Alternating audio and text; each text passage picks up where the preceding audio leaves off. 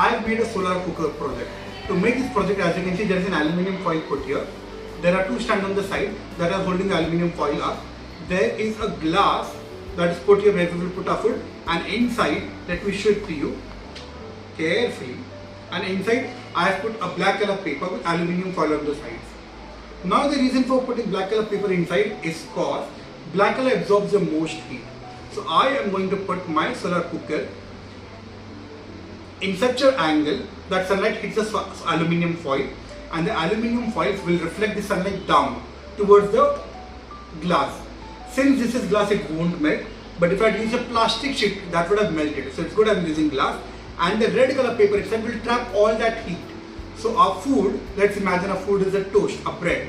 If I keep a bread over here, the bread will get toasted from the top because of the aluminium foil, and as well as from the bottom because of the black color absorbing most of the heat and heating it from below.